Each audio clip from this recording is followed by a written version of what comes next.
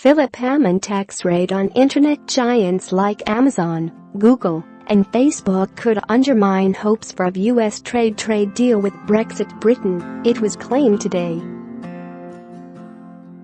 The Chancellor put Britain ahead of virtually all other countries by announcing a digital services tax in his budget despite previously insisting he wanted it to be an international shift.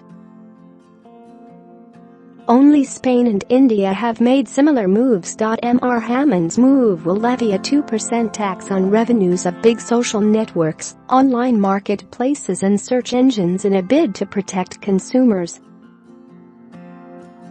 But amid concern the proposal will only capture American giants, U.S. politicians have attacked the plans. Rufus Yerxa, president of the National Foreign Trade Council, warned it could complicate the United Kingdom's push for deeper US-UK trade relations. He said, "This proposal could disproportionately affect American companies and may ultimately wind up interfering with the UK's trade commitments." And Congressman Kevin Brady, a Republican from Texas, called the measure troubling, the BBC reported.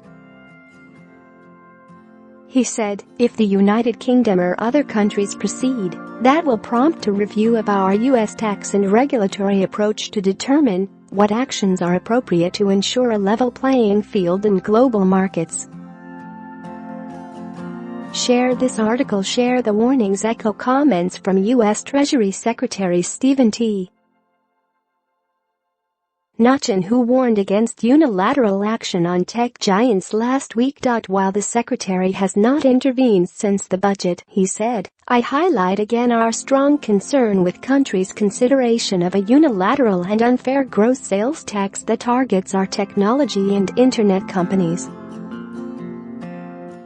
A tax should be based on income, not sales, and should not single out a specific industry for taxation under a different standard. We urge our partners to finish the OECD process with us, rather than taking unilateral action in this area." In the budget speech, Mr. Hammond insisted his new tax would not be levied on online purchases and that tech startups would be protected. Mr. Hammond said, "The UK has been leading attempts to deliver international corporate tax reform for the digital age. A new global agreement is the best long-term solution, but progress is painfully slow. We cannot simply talk forever. So we will now introduce a UK digital services tax." He added, "The digital services tax will only be paid by companies which are profitable and which generate at least £500 million a year in global revenues in the business lines in scope.